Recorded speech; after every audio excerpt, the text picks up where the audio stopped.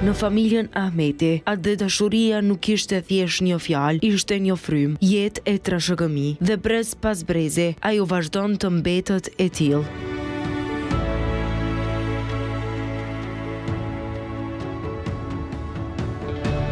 Që nga ditët e vështira të përndjekjes e deri tek vitet e sakrificës në liri, rruga e Gazmend Ahmetit dhe birit të tij, Krishnikut, rrëfen historinë e dy brezave që u rritën me uniformë, me besë dhe vendosmërinë, se liria duhet mbrojtur e nderuar.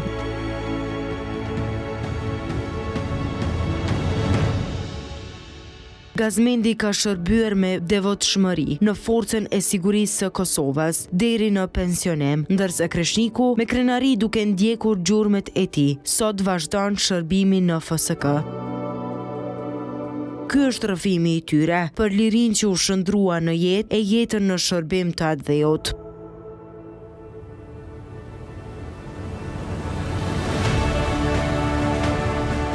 Fillimisht, më thonë dihet se vitet 90 apo dhe para vitet 90 nuk kanë qenë të lehta për vendin tonë, duke pas parasysh sepse nga në vitin 1912,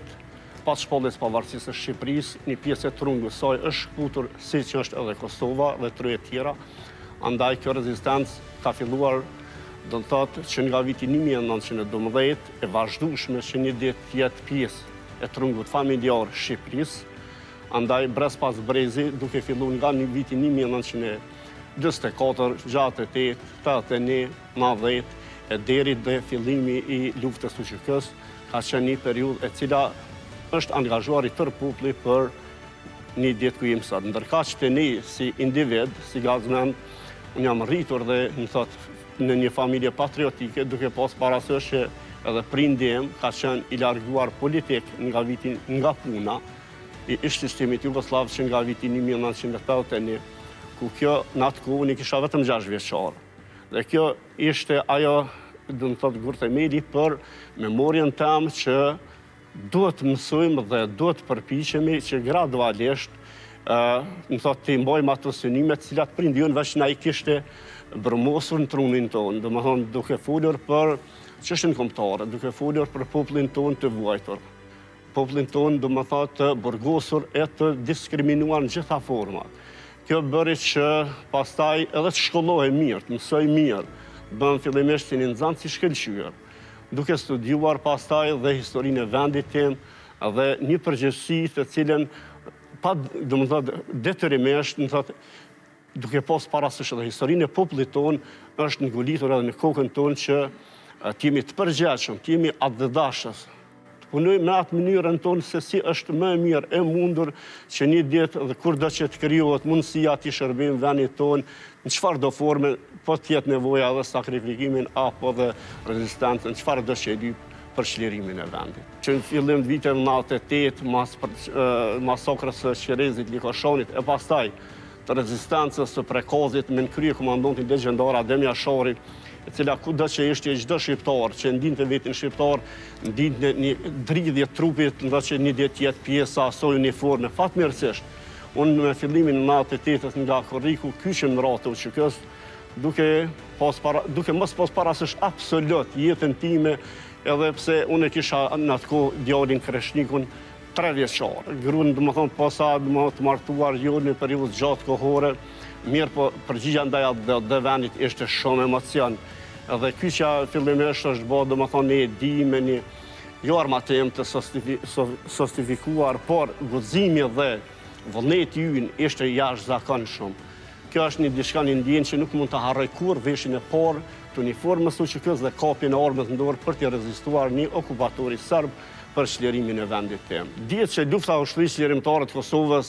si që kishte rezultatet, i kishte edhe rrëmjen shumë dëshmorëve tonë për liri. Dëshmorët të cilët dhanë ata faktikisht ne gjithsesi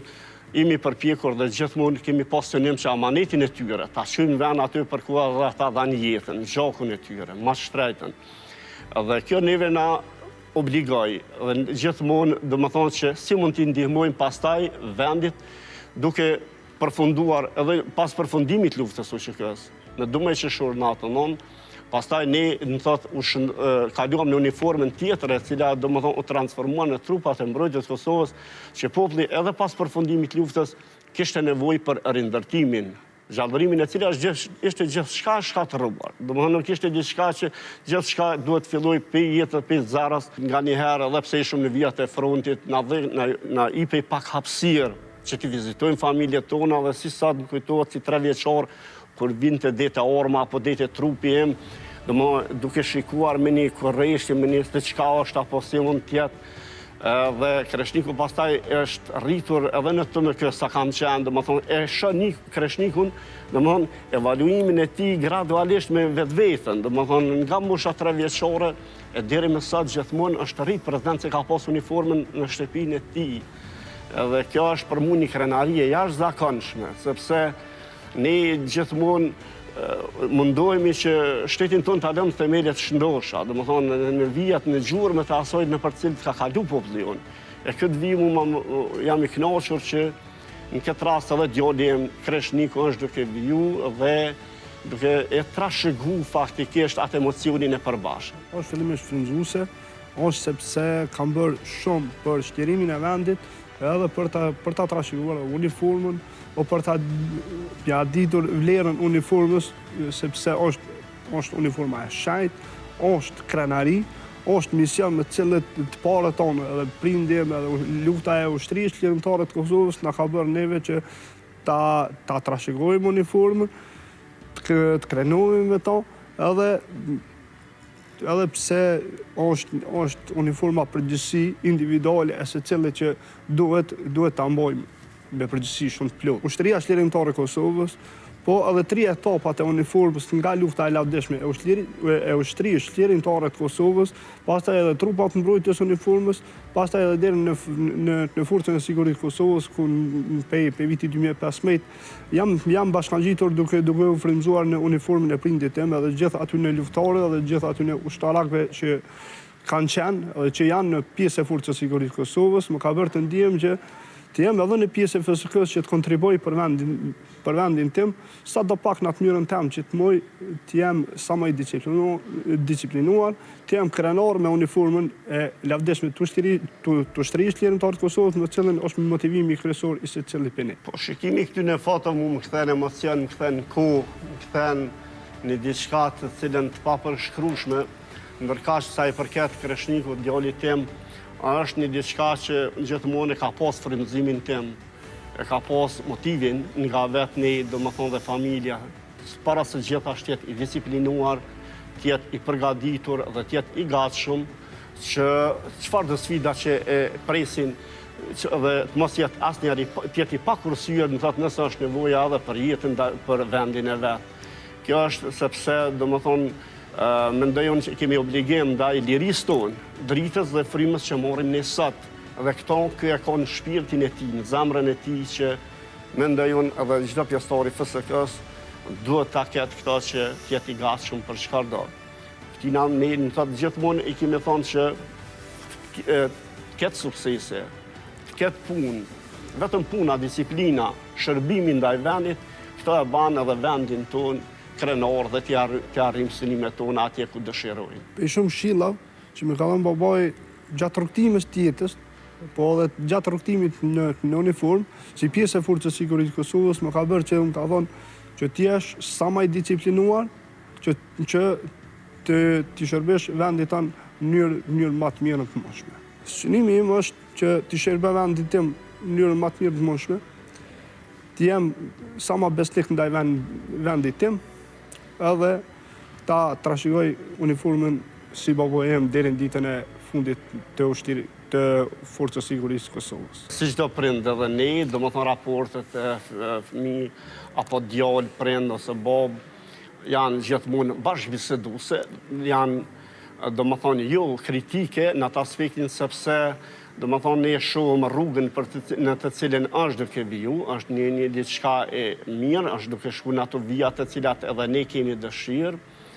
Raportet tona janë pa vjatkuqe, pa domethënë gjithçka është transparente, edhe mira edhe keqja, nëse është duke komunikuar zgjidhet çdo gjë, edhe pse në kësi raste domethënë asnjëherë nuk kemi pas deri më tani, Mirë po është puna që çdo gjë ke qef ta shëf veten, shtetin, vendin, po kur e shëf dhe djalin ta në atë rrugë, ti e frymëzon, e motivon. Domethënë zgjeron rrugën që ai ta vazhdon edhe më lehtë, domethënë ta ketë. Këtë rast kjo bën vetëm kur të jemi të dakorduar për diçka. Dhe në këtë rast me kreshnikun gjithmonë nga fëmëria, shkollimi i tij, të antarësimi apo kyçja në FSK deri më tani gjithmonë kemi qenë koordinatat përbashkëta apo në frekuencat njëjta të komunikimit dhe